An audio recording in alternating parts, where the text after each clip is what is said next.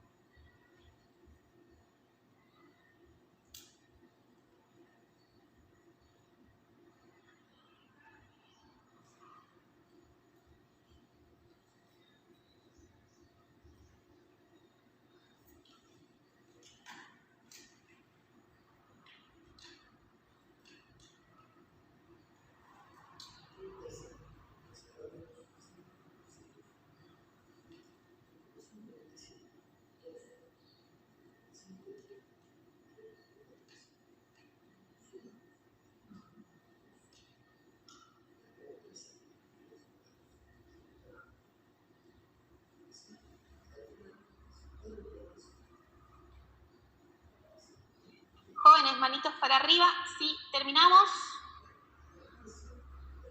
Deditos.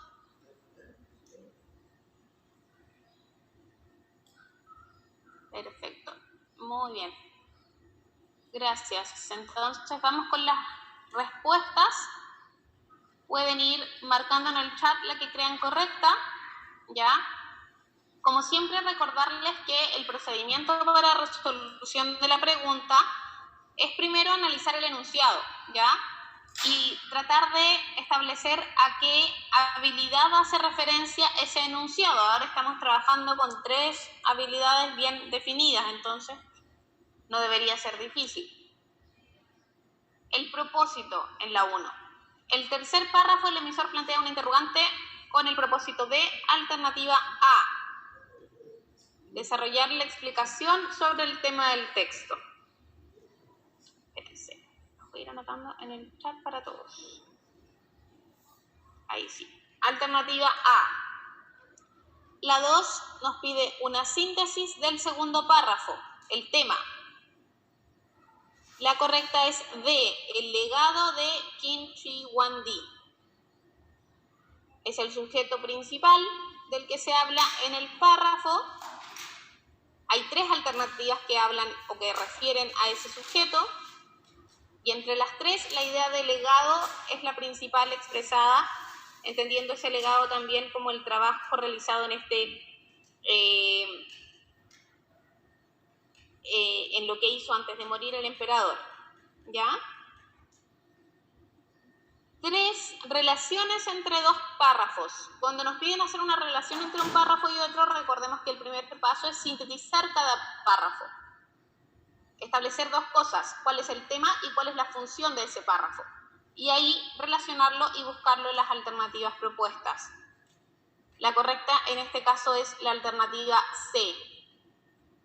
¿Ya? Se plantea una nueva teoría sobre el ejército de terracota y en el cuarto párrafo se informa cómo se llegó a dicha teoría. Un título propuesto para el texto leído. Acá ya definimos más o menos el tema general, ¿no es cierto?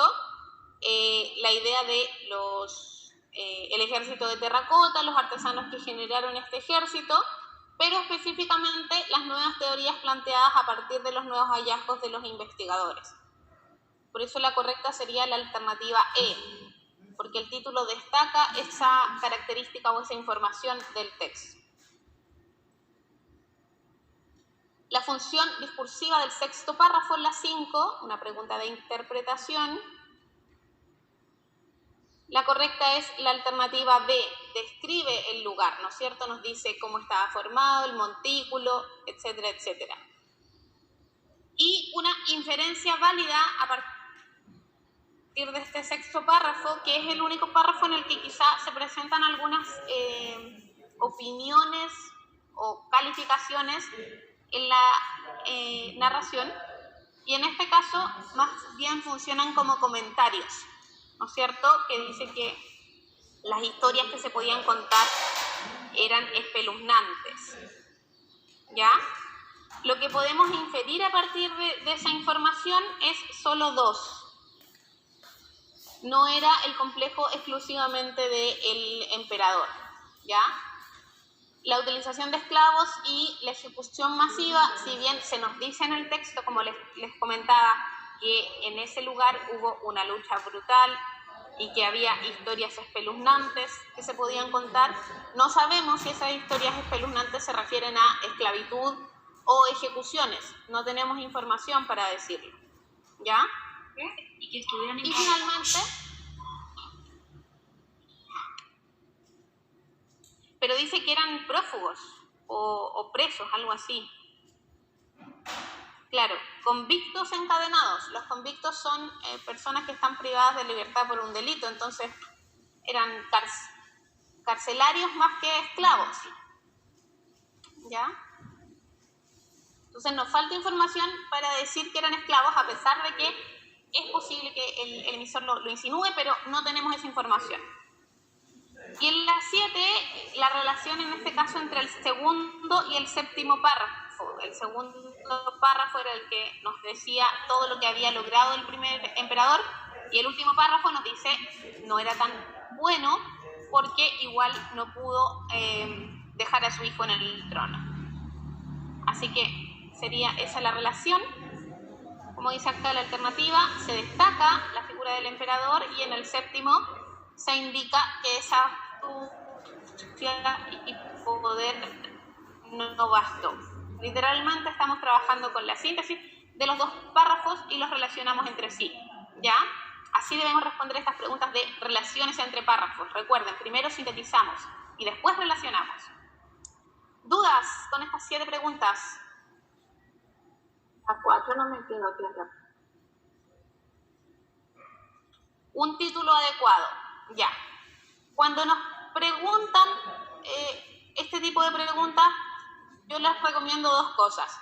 Primero, usted ya debería haber configurado y debería haber sacado del texto el tema principal, que es aquello de lo que habla.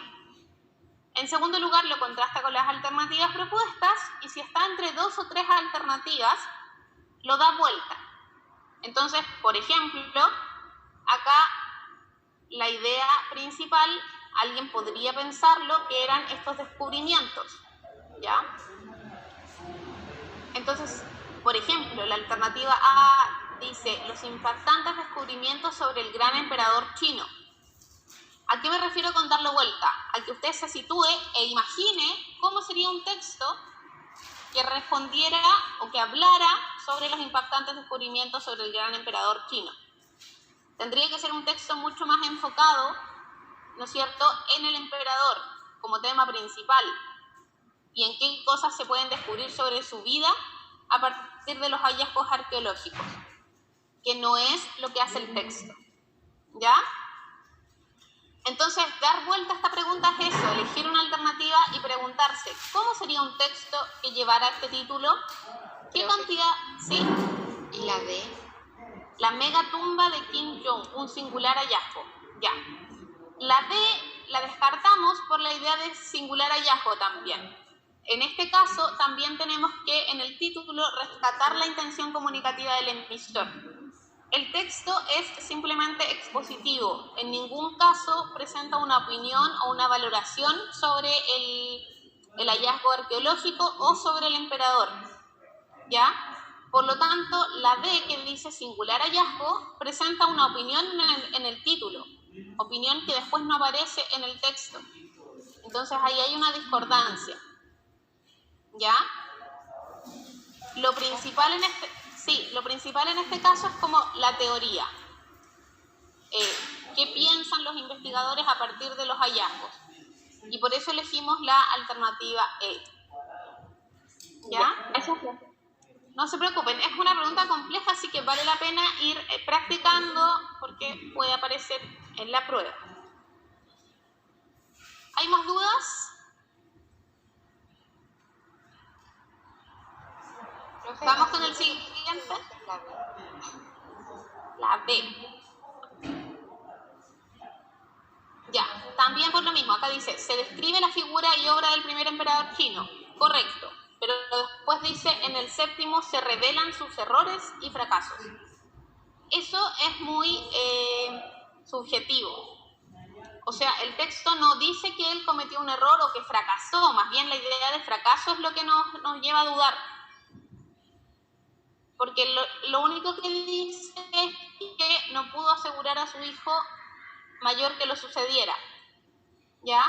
Tuvo consecuencias devastadoras, podría haber desatado una matanza.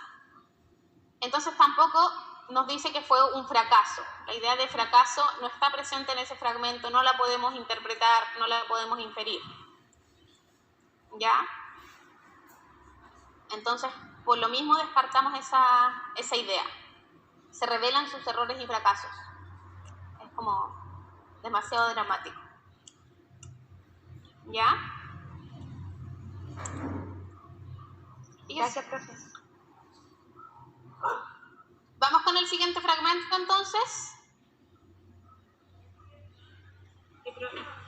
Ya.